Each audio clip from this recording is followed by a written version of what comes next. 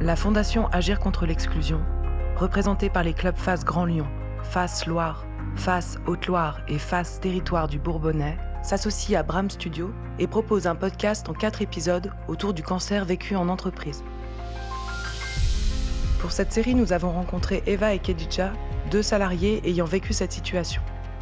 Avec elles, nous traverserons les différentes étapes, l'annonce, l'absence, la reprise, le bilan. Fabienne Couvreur, directrice de la Ligue contre le cancer Loire, accompagnera ces témoignages en proposant son expertise.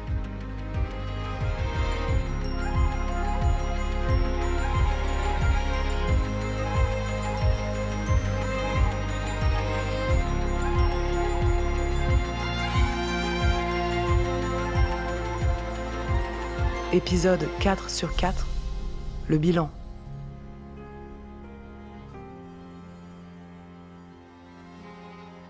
Dans cet épisode, Eva et Khedija dressent le bilan du parcours qui a été le leur.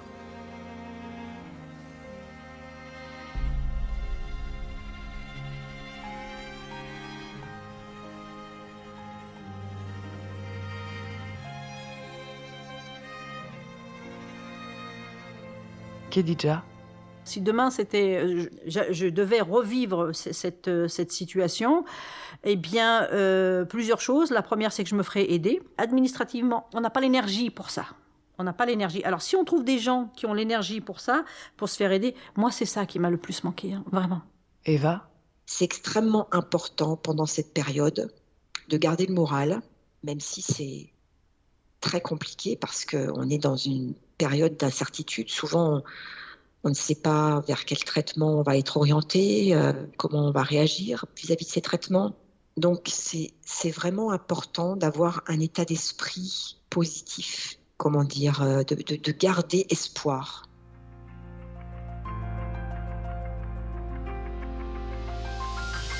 Fabienne Couvreur.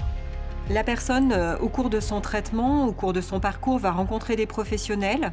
Alors d'abord, sur le lieu de soins, il y a des équipes dites de soins de support. C'est de l'activité physique adaptée, c'est une rencontre avec une diététicienne, avec un professeur d'activité physique, un psychologue. À la Ligue, on propose aussi un accompagnement avec une personne ressource, c'est-à-dire une patiente qui a été elle-même touchée, qui a vécu la maladie et qui du coup a pu reprendre. Donc déjà, c'est un message d'espoir et puis elle peut faire part de ses difficultés, de ses doutes, parce que tout ne se déroule pas comme on l'aurait souhaité, au rythme où on l'aurait souhaité.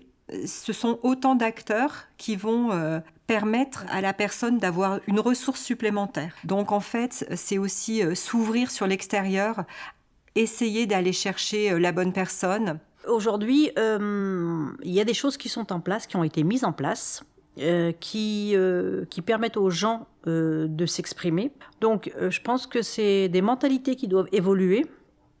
Quelque part, je le ressens, c'est moi qui le ressens, mais ça ne tient qu'à moi, c'est que les gens, ils ont peur pour, ils ont peur pour leur poste, ils ont peur pour leur avenir, parce que si jamais je dis que j'ai ça et j'ai ça, peut-être qu'on me confiera moins de choses, peut-être qu'on me fera moins confiance, peut-être que si, peut-être que là, et donc je pense que les gens ont besoin d'être mis en confiance. Au sein de l'entreprise dans laquelle je travaille, il y a eu une initiative interne à l'entreprise qui s'est mise en place avec la création d'un espace d'échange, de partage, d'aide. C'est un groupe qui a été créé il y a un peu plus de 2 ans avec des volontaires qui ont eu des expériences comme moi de maladies dans leur entourage ou pas et qui donc ont été formés pour justement être à l'écoute. C'est vraiment un groupe où il y a de la RH, c'est vrai, où il y a du management, c'est vrai, où il y a des gens de la prod et tout ça. Donc c'est un groupe vraiment de tout bord confondu. Et donc moi je pense que c'est plus facile quand on est entre collègues plutôt que il faut dire les choses telles qu'elles sont, quand il y a que de la RH, que du management, que ce genre de personnes, les gens osent moins. Je pense qu'aujourd'hui on a toujours un petit peu de ressenti vis-à-vis d'une direction ou d'un RH, parce qu'on ne sait pas, on a peur de ce qu'on peut dire, comment ça peut être interprété. Et franchement, le fait que ce groupe soit composé de plein d'horizons différents aidera beaucoup, j'en suis sûre. Et je trouve que c'est vraiment une ouverture vers l'extérieur et puis une aide hyper précieuse, quoi. L'entreprise a une responsabilité vis-à-vis des salariés, une responsabilité qu'elle peut exercer de plusieurs manières. D'abord en permettant qu'on parle de la santé dans ses locaux. Elle peut organiser donc des interventions, que ce soit sur la prévention, le dépistage, et puis elle peut aller au-delà en proposant des actions pour favoriser, faciliter le retour à l'emploi, j'ai envie de dire de toutes les personnes qui sont porteurs de maladies chroniques ou sur des questions autour des aidants. Et la Ligue contre le cancer, mais aussi FASLOIR, mais aussi l'Institut national du cancer, propose à ces entreprises de signer des chartes, de s'engager et de communiquer aussi.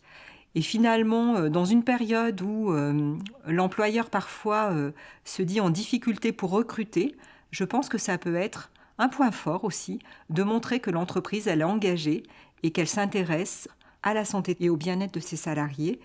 Il est nécessaire, parfois, si l'entreprise ne le propose pas, si ça n'apparaît pas dans la structure de soins, d'aller chercher un peu l'information.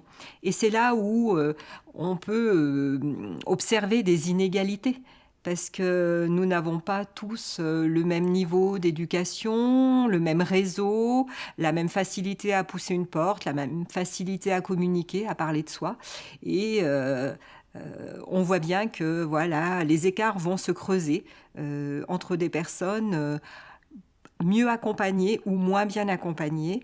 Et du coup, le risque, au bout du bout, c'est que la médecine du travail ne puisse pas donner une aptitude pour le poste et qu'il y ait un licenciement pour inaptitude. Tout le monde ne met pas l'humain au centre de l'entreprise. Et je trouve que c'est dommage parce que sans l'humain, on n'est rien. Et c'est vrai que pour moi, c'est gagnant-gagnant.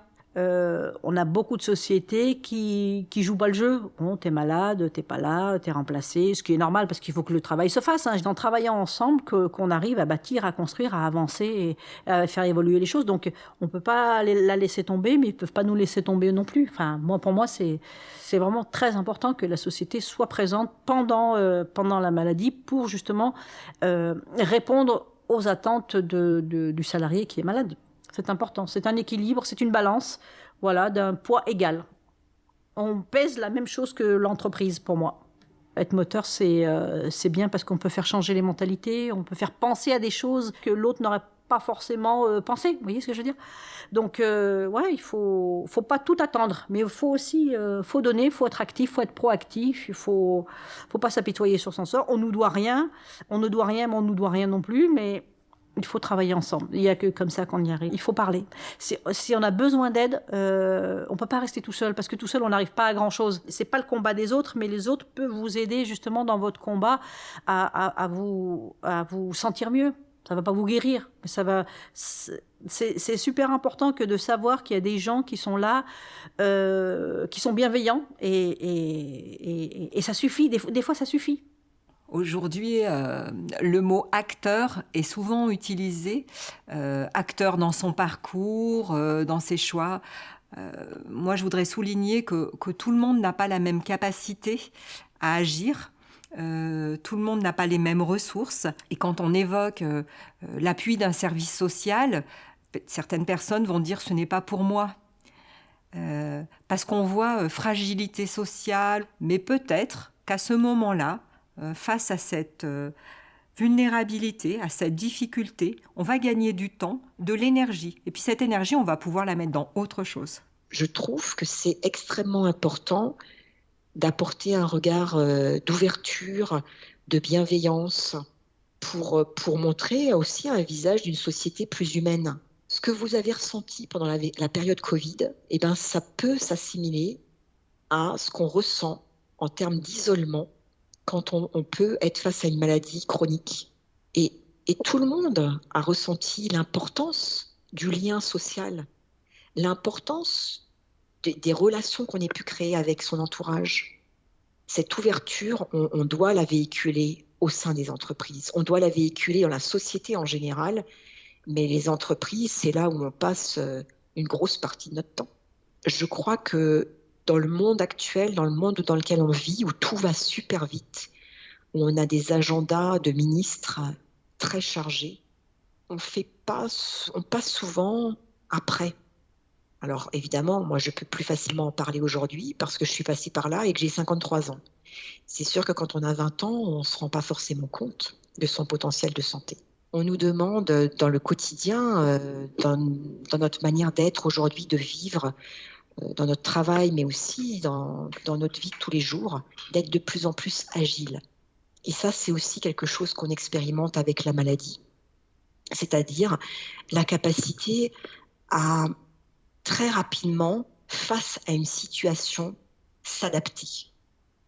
Et cette adaptation rapide, il faut que chacun d'entre nous arrive à développer cette capacité d'adaptation rapide. Cette agilité, je crois que c'est vraiment quelque chose, une caractéristique qu'il faut absolument on arrive à développer dans le futur. De plus en plus donc de personnes aujourd'hui en France sont concernées par la pathologie cancéreuse. Bien sûr, ce risque il augmente en fonction de notre âge. Et aujourd'hui, on travaille de plus en plus longtemps. Donc potentiellement, on aura de plus en plus de personnes en activité à qui on va diagnostiquer un cancer. Il y a donc un vrai enjeu de s'intéresser à ce sujet.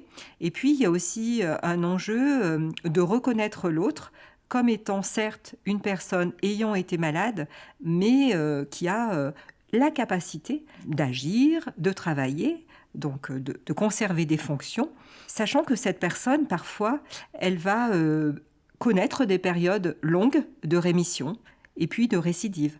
Donc c'est toute la problématique de ce qu'on appelle les maladies chroniques. Et donc, la société va peut-être aussi devoir innover dans ces organisations pour permettre à ces personnes de se réinsérer plus facilement. Montrer que ça arrive, ça peut arriver à n'importe qui, qu'on n'a pas à avoir honte de cette situation, pouvoir dédramatiser cette période-là, pouvoir montrer aussi qu'on en sort. Alors évidemment, tous les cas sont différents, mais voilà, je pense que ce témoignage, c'est aussi une manière d'essayer de faire évoluer la société sur le regard qu'on porte à la maladie. Et il ne faut pas se leurrer, on vieillit de plus en plus vieux, on sera amené à travailler de plus en plus longtemps, et du coup, de plus en plus de personnes dans notre entourage professionnel seront amenées à développer des maladies chroniques. C'est évident. Donc, si on ne change pas notre regard sur cette thématique, on n'évolue pas avec notre temps. Donc, pour moi, ça fait partie de l'évolution de la société que de témoigner sur ces aspects.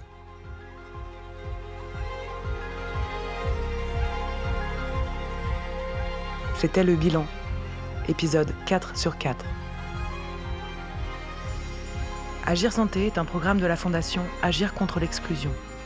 Produit par Bram Studio, réalisé par Maud Perrache, assisté à la technique par Norbert Goudfanjas.